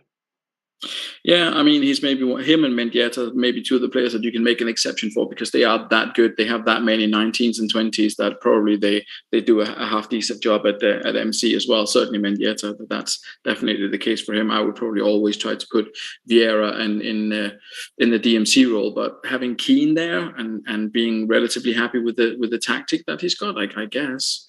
Oh gosh, it's not exactly been thrilling the last 4 times, has it? No, it's not. But there are also not many teams who will have good records against Northern Byrne. So Dudley a little bit of a bogey side. I mean, yeah, helped by the initial 3-1 win a couple of years ago. Definitely, that's helped their goal difference. But yeah, bogey side is maybe a strong word, but definitely someone who's matched them in the past. Sadly, it seems to be like nils and draws. Last time out, Steve tried something new against the Devils. It sadly didn't quite work out for him. He has altered the tactic this time round. Still not quite what they've been. I don't think this is what they've been playing most of the season. I think it's normally a 2 with a 1, possibly. I could be wrong. I'm sure you'll correct me. But something a little bit more standard, if you like, from Dudley as they look to put the last result behind them. I mean, you said they've had a good season. They are, however, what's that? 1, 2, 3, 4, 5, 6 games without a win themselves now, and then having Devils and Byrne one after the other isn't ideal. Mendonca gets a place. His first start of the season, supporting Saviola and Tony. Yeah, I mean, why not? You shouldn't say that they're free hits. I mean, I can understand his tactical changes against the Devils. It is a bit of a free hit, and no one expected him to do anything with the run of form that they're in. Northern Byrne, you could maybe say the same, but they are at home. I mean, if you've got to try something, I would try it against slightly weaker opposition and then just play whatever I thought was my absolute strongest formation, discounting my experimental 4 at the back standard 4-1-3-2-ish formation and all that. As a normal Super League manager against Northern Byrne, against these teams where you're thinking you're at home, you could get a point, even a win here. Not sure if I would use that to experiment with someone like Mendonca, but who knows? It might work out. A score prediction, if I can, then, please, sir. I think they've gone for a 1-0 away win with Sigalko to get the goal. 1-0 away win. Well, let's see if you're correct as we kick off. And Mendonca it was in the first minute with the opportunity, trying to catch Byrne on while they were still cold. Another opportunity there from Dudley. They're trying to stamp some authority early. Can they make this early pressure count? Tony missing. I think that was a header from a corner. And Byrne goes straight at the other end. And Sigalko, with his 10th of the season, puts the away side in the lead. 2 very quick fire yellow cards there for Dudley, one after the other. Totti having the attempt. And it's 2-0 to Byrne. No, it's not. Robin's goal's been disallowed by Mr. Eldridge. And Dudley scored. Well, Dudley get a goal. Jorgatos and Saviola's turning around. 2 goals in the 45th minute has turned this game on its head. My goodness. As Jorgatos' own goal and Saviola goal has put Dudley 2-1 up at half time. And looking at the stats, they deserve to at least be level, if not winning, Martin. Look at their percentage stats: passes completed, tackles won, headers won. The boys are really impressive. Up for it. they're not being intimidated by that Northern Byrne side. It started the way I thought it would be, with Dudley being sort of okay, not in control maybe, but certainly playing sort of even in terms of possession and chances. And then Northern Byrne got the goal for Tigalco, and I was thinking, it's going to be like the other Dudley in Northern Byrne games. It's just going to run out to 90 minutes now. But no, Zanetti went absolutely crazy there, didn't he? Yeah, so I'm just seeing here. I just thought I'd see what exactly happened in that 45th minute. Addo took a quick free kick. Saviola got the ball, rifled it low, and Jorgatos deflected it. And then Zanetti just seemed to pick it up straight from kickoff and just went mad. Give it to Saviola, who hit it high into the top corner to completely turn it round. Let's have a look at the home side stats. Ian asking how often has a disallowed goal been followed by conceding. Do you know what? I don't think it's as regular as you think it is, Ian, but it is a good point. I wouldn't say that I've noticed it. No. Just looking at this, I think Steele will be relatively happy. I mean, Mendonca, perhaps he'll be looking for a bit more from in that crucial position in support. Luca Toni's been a little bit quiet, but he's really only there to do one thing. At least he's getting himself into positions for the attempts. I mean, of their attempts, they have fallen to, all 6 attempts have fallen to the men that Steve would have wanted them to. Yeah. And I mean, with Mendonca on a 6 and a yellow, you'd expect to see Danielson coming on. I mean, I know Danielson's not been performing great ever in the Super League, really, but he's got to play, hasn't he? Steve is bringing Danielson on for Mendonca at halftime. He's had a few clubs, Danielson, hasn't he? I mean, I had him. It's one of the few players I remember at the Rocket Sloths. I'm sure I had Danielson there on set pieces. Not that it did any good, but he was there. Now, I don't want to put a spanner on this at all, just while we let Ian look at his stats, and obviously you could pass comment on what you can see. Lucas Neal, far from impressing in that centre-back position, by the way. They are already 10 points behind Devils. They can't, I mean, admittedly, it's all about finishing in the top 2 as such, but there's a certain pride finishing top at the end of the season. They can't really be affording this sort of result at this stage, can they? I mean, a draw maybe. I mean, I don't think they need to be concerned about their spot in the playoffs. I think they're still, if not favourites, then at least sort of half and half favourites for that second spot. So, and considering the 2 injuries they had, they can't have too many complaints here, or 2 players that they're missing. They can't have too many complaints. But you're right, Ian would have probably been hoping for a win here. Or at least a draw. I mean, the only sort of defensive cover that they've got, although very talented, still isn't a centre-back. So is there much benefit to swapping Lucas Neal just because he's having a bad performance, would you say? I mean, I would look at let's say the marking, the tackling, and the positioning, and see what the numbers said in terms of the differences. I think. Well, Patrick Vieira is actually going to centre back for the second half. Oh. And Mr. Reliable Freddie Ljungberg coming on in midfield. Yeah, well, he could. I mean, you could even have kept Lucas Neal playing there, but Ljungberg coming on, so it's going to be interesting. So, yeah. I mean, let's be honest. I know there was a discussion a couple of weeks ago about what are the key centre-back stats, but when you're seeing 20 tackling, 19 strength, 19 heading, 17 pace, Vieira is more than capable of 45 minutes as centre-back, isn't he? I mean, the only thing he's got under like 16 or whatever is crossing 11, so he might not be the best AML in the game, but considering he's only a measly 14 for creativity. Yeah, so I think apart from AMR, he could probably play, or AML, he could probably play pretty much everywhere. Let's see what impact that substitution does have. Dudley with those 2 goals in injury time, and they're looking for a third to really put the pressure on Byrne. Early chance there. Now Byrne coming. Both sides. This is end to end. Both sides looking to score here. Dudley going close with a couple of chances. They really need to put one of these away, you feel, because. And there's another one for Savioli. Really should have finished it. And Luca Toni this time. And Danielson. How many chances are Dudley going to miss? Oh no, I've clicked Byrne tactics back. So we'll cancel that. and carry on as we were. Ian's kind of, well. I know. It was an accident. accident. How Mr. Edwards feels about this. It was an accident. It was an accident. And Lucatoni. That's the evening ruined. And Robin, but he misses the target. I'll tell you what, Dudley have been very good this second half, but now that all those missed chances and Byrne's starting to have an attempt or two themselves, Sigalko eclipsed the post. Are Dudley going to rue those missed chances? And Ado Saviola. Oh, Lucatoni gets it horribly wrong. What a result this could be for Dudley if they can hang on.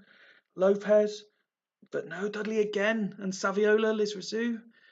3 minutes going to be added on. Steele be sweating. And that's it. And Dudley have won the game 2-1. Not the result Byrne would have wanted. But look at the attempts from Dudley Hill. I mean, they were fortunate not to have basically thrown it away themselves. But what a performance that is from the home side.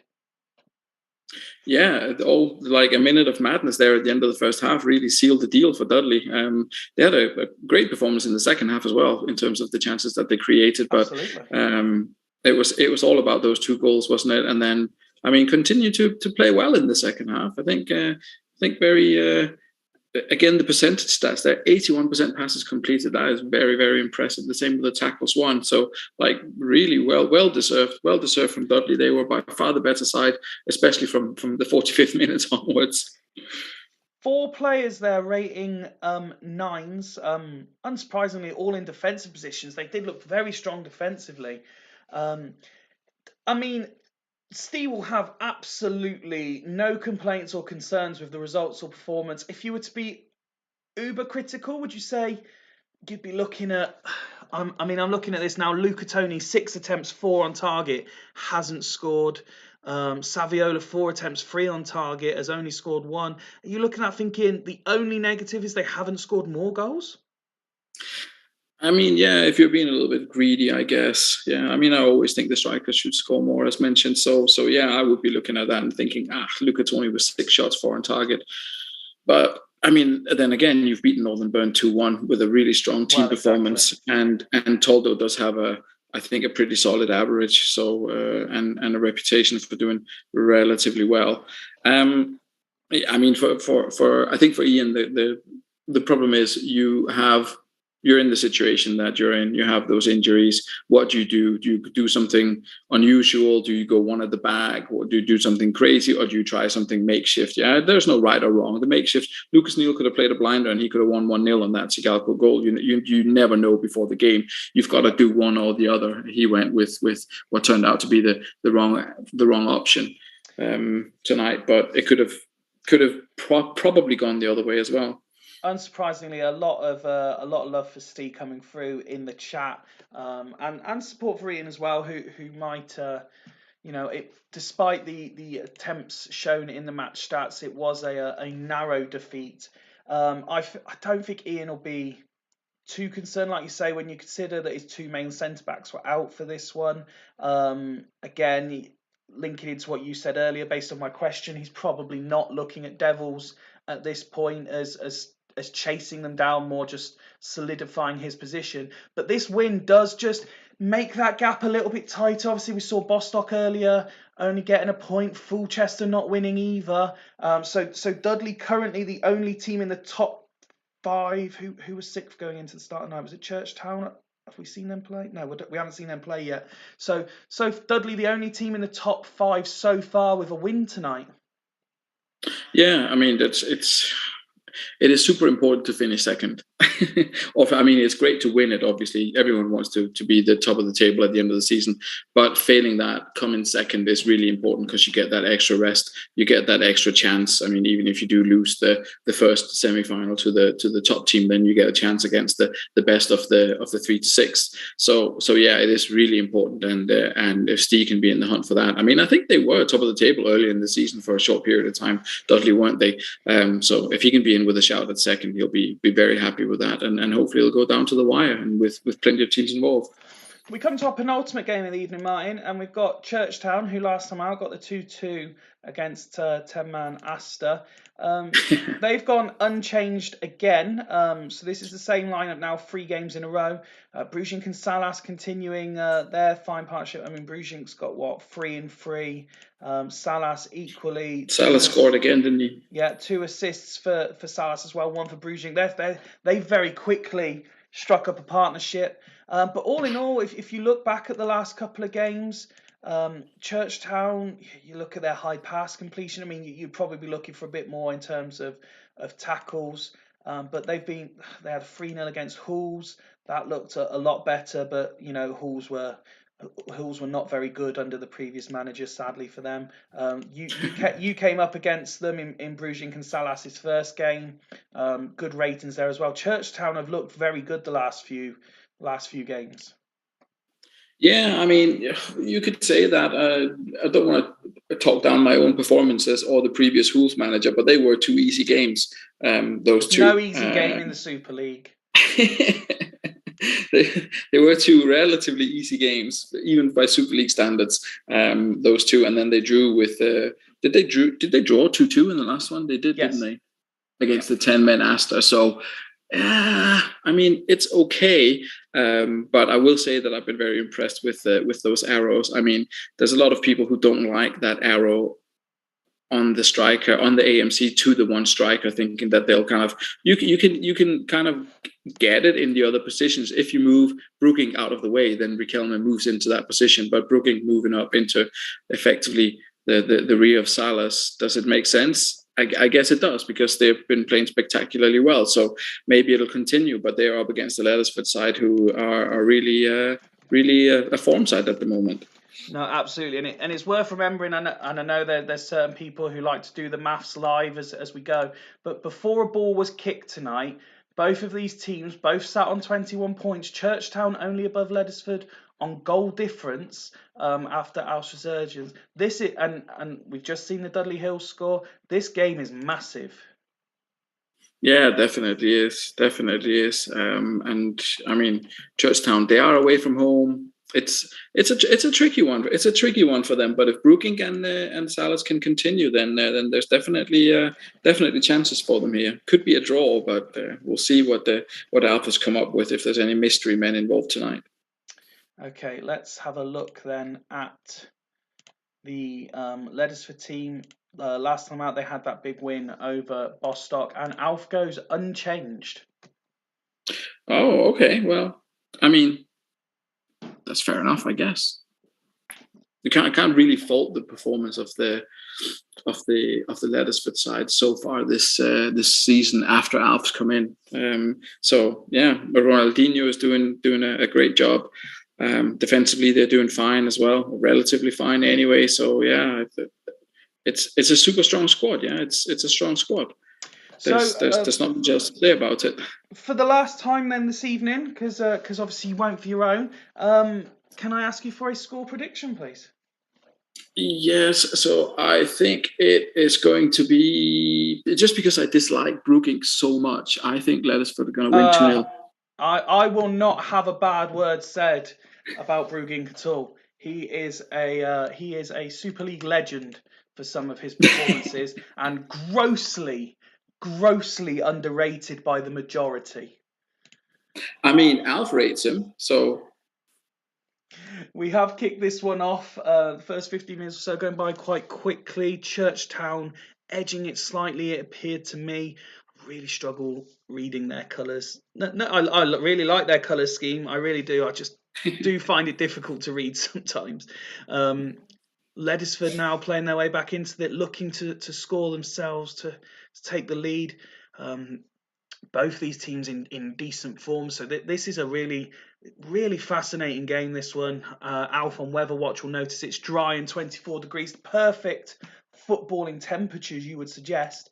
And Leathersford at home have been the dominant side at half-time, but neither side have scored. And I think this is actually possibly the first 0-0 at half-time we've had tonight.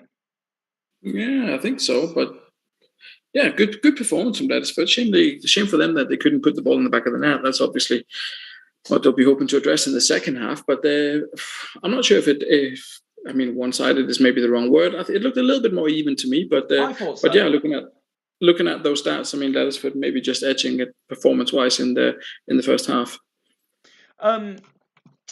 Looking at the individual player stats, then Toby continues to be a good player. Ambrosini, who was frozen out at the beginning, but under even towards the end of Mr. Megahorse's reign, who I noticed joined us a little while ago. Good evening, sir. If you're still able to watch, he's proven to be a valuable asset to this Leathersford team. They're just looking for a little bit more from the likes of Ronaldinho and Van Nistelrooy, aren't they? I mean, if you look at the chances, when Taribo West has had two, and no disrespect at all to Milan Petkov, who Mr. Megahorse brought in and has been sensational in the Super League since he came in. But when those two have had 4 of the 7 chances between them, you're kind of looking at Ronaldinho and Van Nistelrooy thinking you need to be more involved. Yeah, I mean, I think if there's any consolation for Alf, then that it is that maybe those guys can come up with a chance in the second half and convert one of them. I mean, both of them are obviously in good form. So, but so's Oliver Kahn apparently. Yeah, Oliver Kahn, who is someone I've spoken about a few times this season since he moved to Churchtown, because. I mean, I pointed out I thought Hedman was one of the goalkeepers of the season last year. I thought what Dimble was getting out of him was unbelievable, and then he suddenly got replaced by Oliver Kahn. But Kahn has been superb since he came in as well. So there's no complaints for that transfer whatsoever. Churchtown not quite at their fluid best so far. I can see Ian pointing out, as we've just discussed, that Churchtown are keeping Van Nistelrooy and Ronaldinho quiet, but Leathersford and how Alf's set up is keeping Churchtown quiet. Salas isn't as involved, Brujink isn't as involved as they have been in their first few games. Yeah, quiet first half for them. I mean, again, it's something that the manager can maybe hope for in the second half, in the same way that Alf can hope for better performances from some of his attacking players. Then we can do the same for Churchtown. I'm just looking at the benches. I mean, that's what I'm thinking. If anyone's going to make any changes. Alf's gone as is, and Dimble is making one change. Agahawa coming off, Luke Chadwick coming on. Yeah, I mean, why not? Game changer? I don't know, but could be. Chadwick's done not too bad when he's played, although coming off 3 7s there, maybe not the best.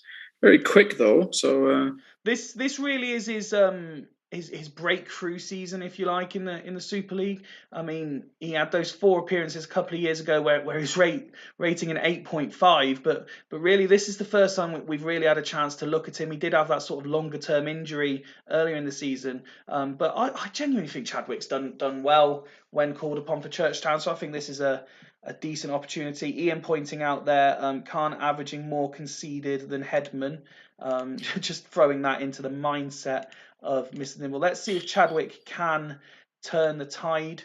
I mean, 6 minutes went by there with nothing happening. It still looks like Leathersford, arguably the dominant side at this point as we approach the hour mark. Another corner, but still failing to score. There's got to be a goal in a minute by Leathersford, you would imagine, looking at this. Etzberry. So another save by Carney, lets it run free, but he picks it up at the second attempt.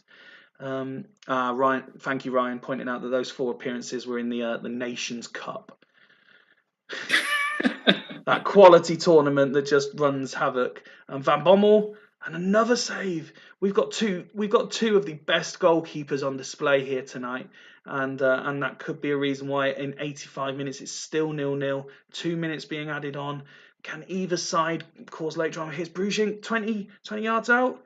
And then on the half volley on the return, fails to convert. And now Alex Raquelme. Both sides still trying. Ronaldinho puts it over. We're into injury time now. And there is the final whistle. The goalkeepers look to be the pick of it. Leathersford, Alf will be wondering how they've not won looking at the chances created. But I'm sure we're about to see that Oliver Kahn's probably picked up man of the match for his performance. Yeah, it seems likely.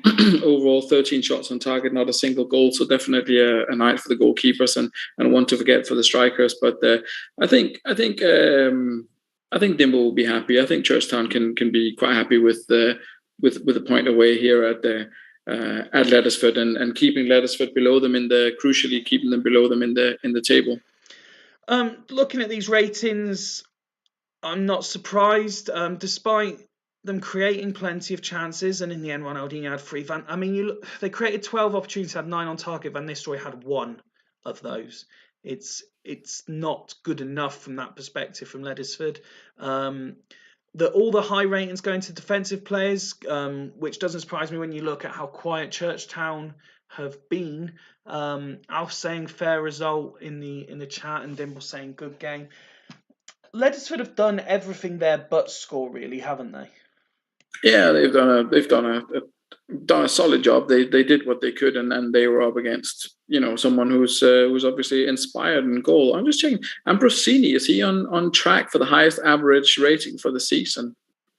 I don't even think he's currently in the top. I'm trying to think back. I don't think he's in the top 3 or 5 or anything like that at the moment. Mm-hmm.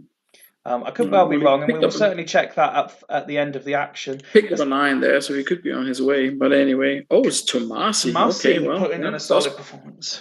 Shows what we know. Indeed. Tato's very much correct in the chat there. That's a great result for the chasing pack. Also a very good result for, again, when you think back to the Dudley score earlier, still the only team in the top 6 to have won. Obviously, we've got Devils playing next against yourselves, but it's just all remaining very, very tight. And as you said, very few teams are going to average 2 points per game between now and the end of the season, and that's proven to be the case so far. Yeah, that's probably the average drop in below. Was it 34.1? It'll definitely be down in the 33s now. The required average to get in it. Churchtown, they're still in with a good chance of the playoffs. I would say, based on that performance. Leddersford definitely a form side, but they've shown that they can keep the clean sheet away from home. Tomasi with that excellent performance. Bialy with he's solid as well. Good attributes there. Good solid performance from him. I think it's crucial they have Khan. I mean, I know you can sometimes do the average rating of goals conceded, what you want to look at, but I mean, it could also be skewed by one game with conceding many, or it's whether he wins them points. Yeah, he could have. This could have been a different result with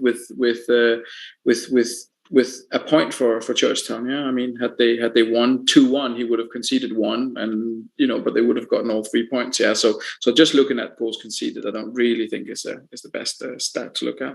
And you look at that and think that that's not Churchtown at their best. The fact that they've managed to get a point, I think it shows good character within the side as well. So I think Dimble will be relatively pleased. Jens, again, he pointed out at half-time, and that was the reason I was showing it. He's just said again, there's 7 key headers by Bialy, class player. That brings us to the main event of the evening then. Gazelles hosting the Devils. And I suppose the only fair way to say this is the bad news for you is Devils are virtually at full strength now. So Montero's come back in place of Ayala. Zauri's back in place of... Well, Henri's injured, so Kuhl's moved forward again into his more natural attacking position. Zauri is back for the first time after his long-term injury at left wing-back. And I would say that 1 to 11, if you like, this is Hodgie's strongest team.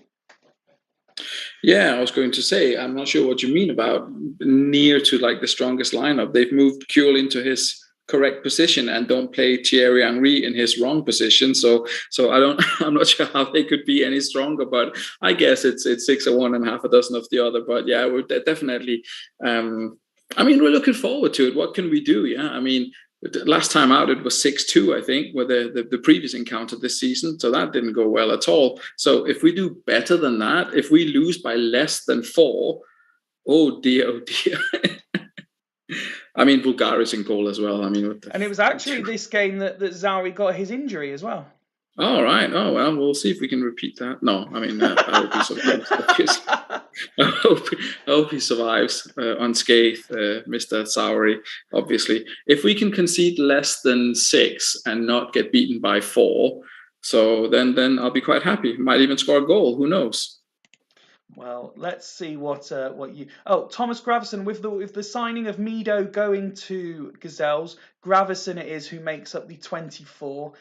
He'll be hoping to maybe see some game time, although when you consider who normally gets those slots between Van Bronckhorst and Soroczynski and who else have we seen play there recently? Off the top of my head, Oyer's played there from time to time as well. Barry Ferguson can slot in there as well. It would probably not likely to see Gravison, and he is just making up the numbers. Let's see then what you have got for us. As we know, Mido unavailable against his parent club. So you line up like this. Talk us through your team.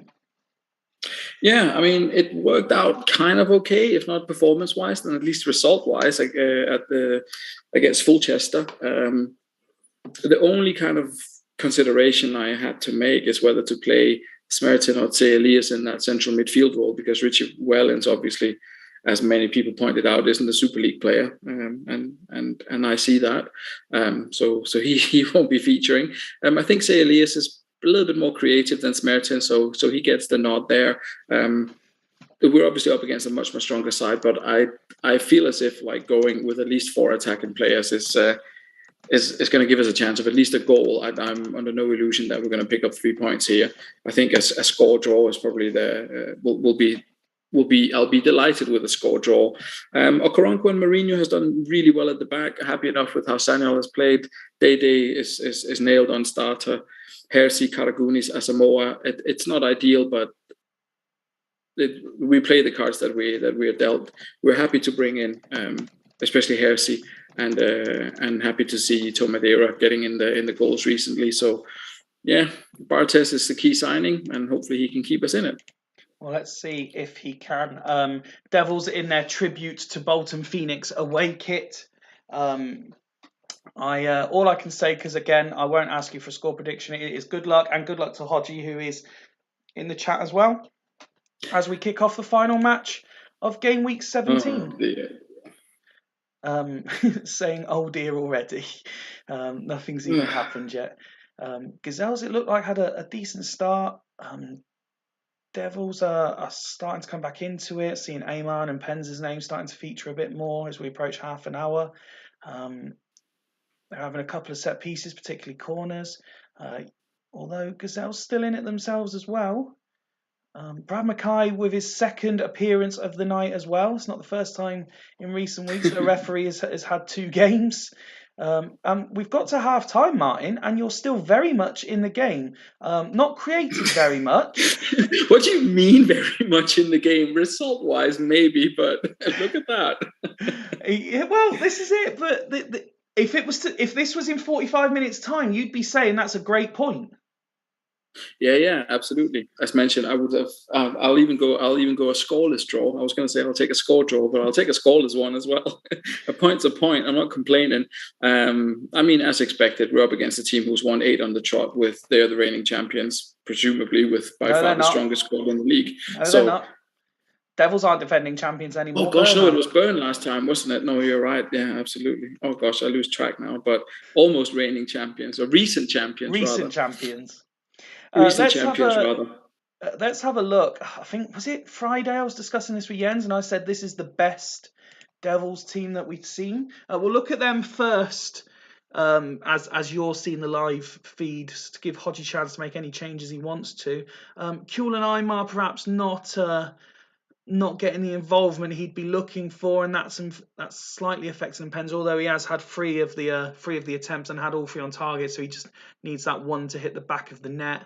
I don't think Hodgie will be too displeased, and the comment in the chat says that, because he's going as is. So let's give you a chance to have a look at your stats. Unsurprisingly, Barthez is excelling.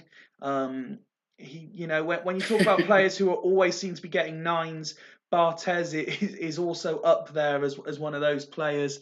Probably over the course of all the seasons of at least this iteration, if not the previous one as well, probably the best overall goalkeeper in that time frame.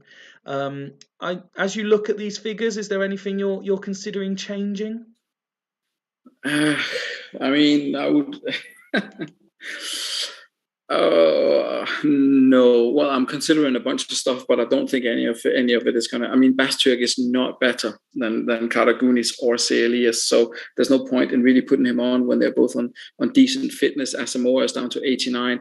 I could try Forlan there. I don't know, but I'll wait and see. I don't think any of the changes I could make would be potentially game changing. So we'll leave as is for now, and then just hope for like a red card for the Devils or something like that to quiet them down a bit. Leaving as is as well. Well, let's kick off the second half then and see what happens.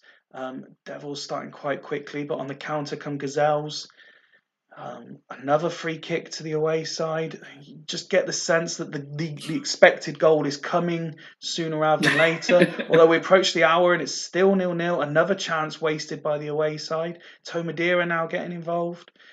Dyer going on a bit of a run, and Dyer, after going on a bit of a run, picks up an injury on 72 minutes, and having only just got Zawi back, Oya's the obvious change, so I'll prepare that one ready for Hodgie to say that, unless of course he wants to move Kuehl back there and maybe bring Kesman or Makoko on for more attacking intent.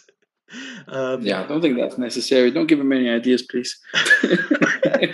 Devils look like they're wasting a load of chances, though, Martin. So if Tomadera can have that one chance, you still confident that you can maybe nick this? Yeah, I don't know. Hanging on for dear life and by the skin of our teeth and all this. I'm not sure if we've got another 19 minutes in us, but we'll see. I mean, we did last time out, but we are up against a better side, so who knows? Well, it is Oya coming on as a straight swap, and we have slowed it down for the last 15 minutes now, and time keeps ticking away, Martin, so it's looking promising from that perspective for you. But Ferguson on the volley, and Ferguson does score a lovely strike to give the away side the lead on 79 minutes. Can Gazelles fashion that one chance to level? Here comes Tomadera. And Karagunis, Dede out wide now, and he still has it from the left wing. Puts it across, Asamoah, but it's gone wide. 3 minutes to be added on. Here come Devils again. Can they get the second to see this game done? And Mpenza, but it's gone over from him as well. Superb play that was from the Devils moving to injury time. And there is the final whistle. And no disgrace at all, Martin, losing 1-0 to Devils. And I believe Hodgie will confirm that is he has matched the Super League winning run record of 9 games. He's matched his own record. I was going to say, was that not his own record? He is matching his own record of 9 straight Super League wins. Deservedly so when you look at the stats. Disappointed to concede so late, Martin?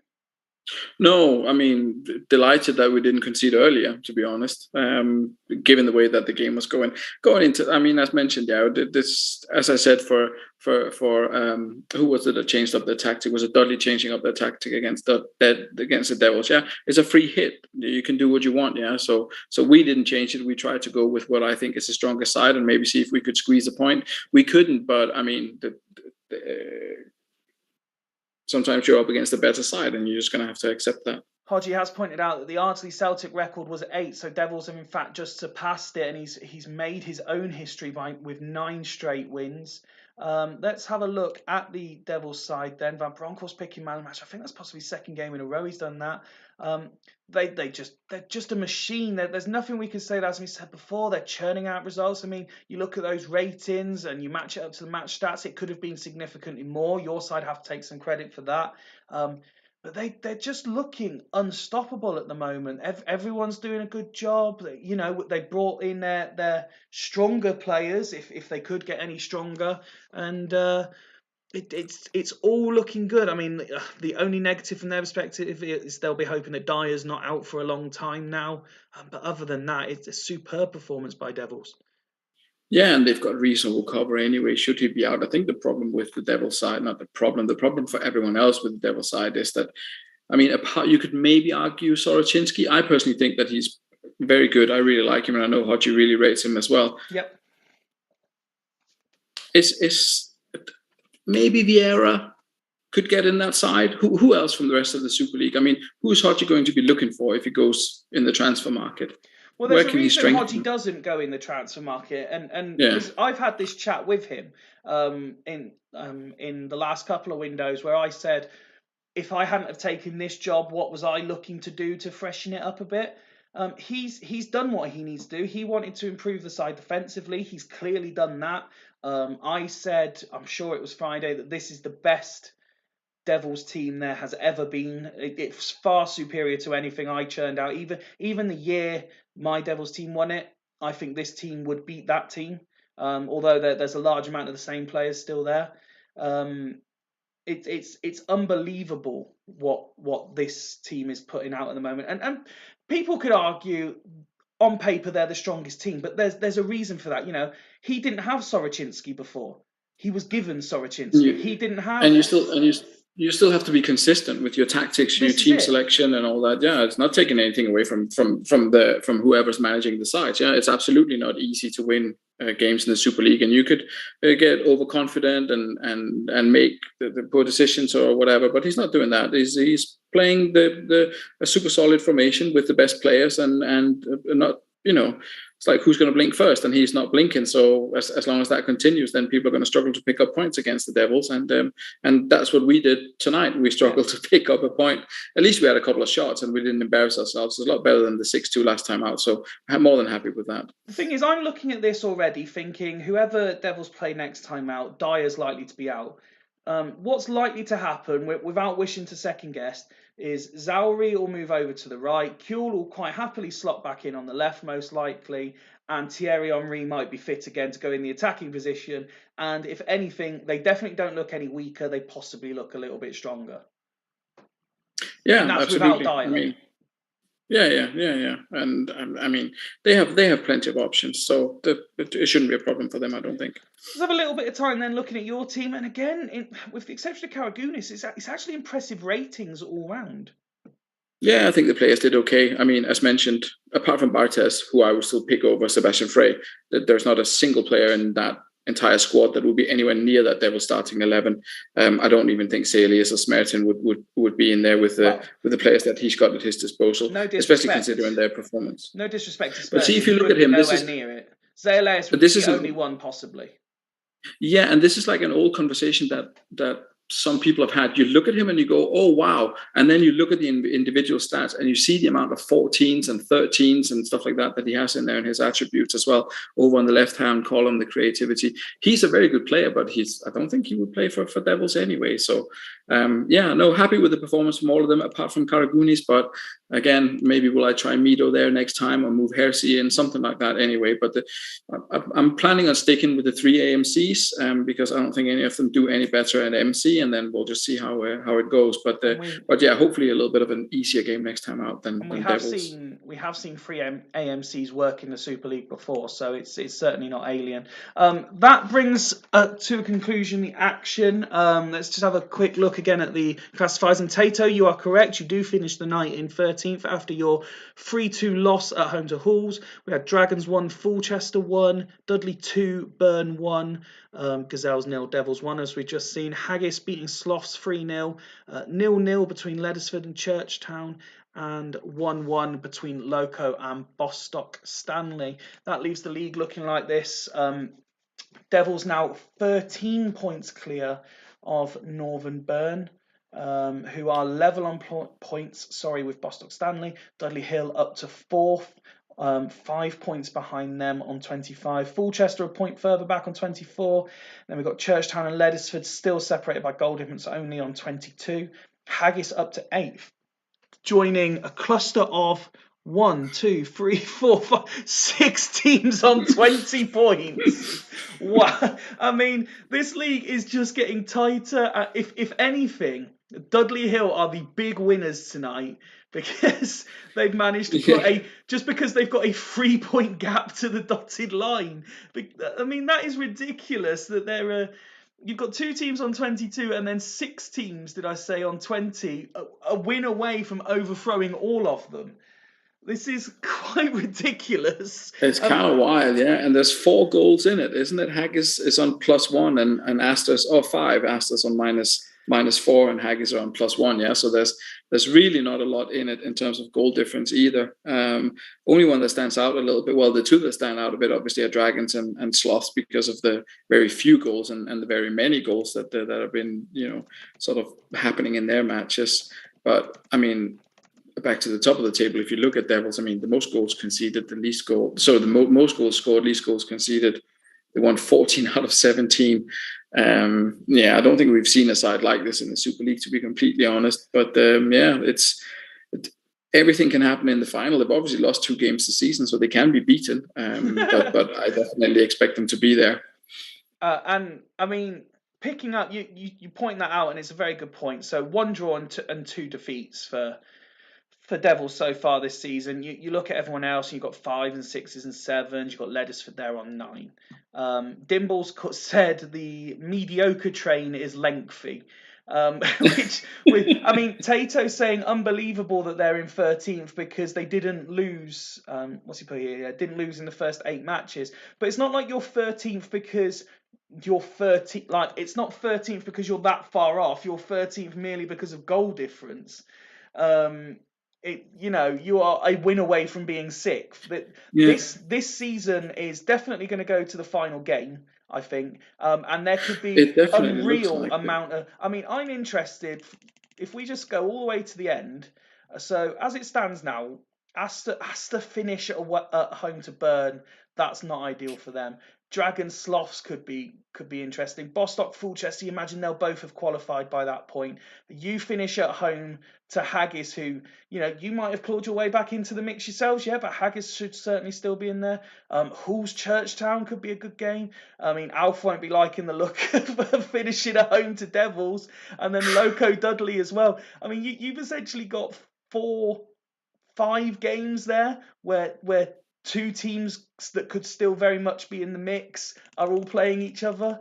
It's going to be a very fascinating end to the season, isn't it? Yeah, definitely. And I'm not a maths genius, but surely you can get to 20 points without 5-5-7. I mean, surely 6 wins and 2 draws would give you 20 points as well. I'm just noticing that everyone has had the same the same road to 20 points, if you like. It definitely everyone on the same road, but it just shows I tend to use the phrase the consistent inconsistencies of teams. With the exception of Devils and to an extent Byrne and Bostock, and our good selves. Dudley maybe. People aren't really putting runs together. No, it doesn't look like it. I mean, if you look at the team stats, you can see the run of how many wins in a row. Is that on team stats? Game 1s or something like that, sequences or whatever. Even Fulchester, look, theirs is 665 to get to their 24 points. Worth noting, Leddersford, that was their first draw of the season as well. Yeah. So let's have a look at next time out. Let's not get too excited for the end of the season. Let's look at what the situation is for Thursday. I can't see any reason why the games won't be Thursday, so it should be normal schedule next week. Although, no, Sunday should be fine as well. It is my son's birthday Sunday, but he'll be long be in bed by the time Super League starts. So I'm sure everything will be fine for Sunday. So you are away to Astor, looking to heap more misery on Tato, or are you expecting some form of backlash?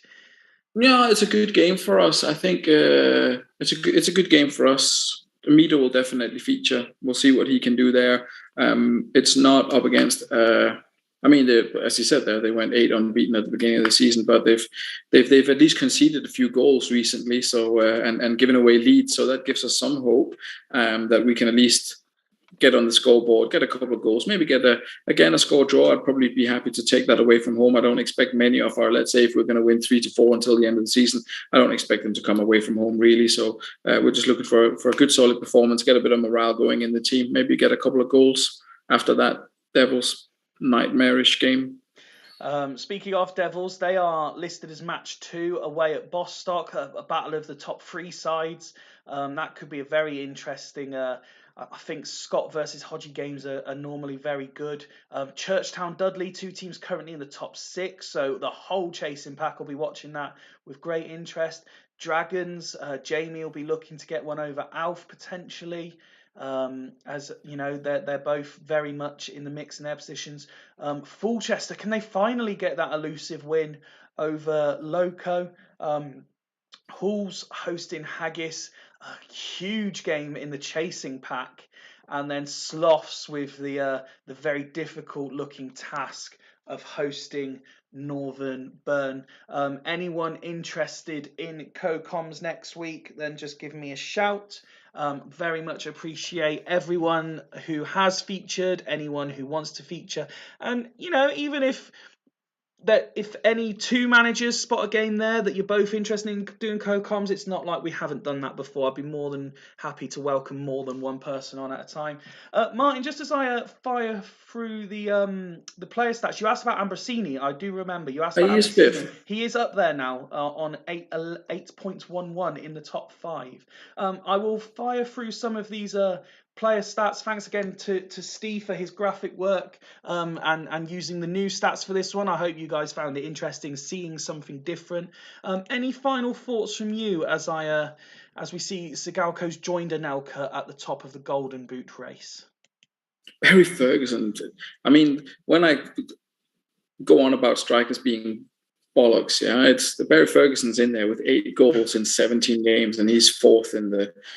Yeah, I don't know. I think strikers should still score more goals and midfielders should score less. But either way, no, it enjoyable as always. And yeah, I can't be too disappointed with the result. It was what we'd feared, to be completely honest, a defeat, but it was a relatively mild, a mild defeat that was inflicted on us. So we'll take it. And go again against Aston next time out. It'll be interesting to play a game from our end of the table and see if we can get some goals there.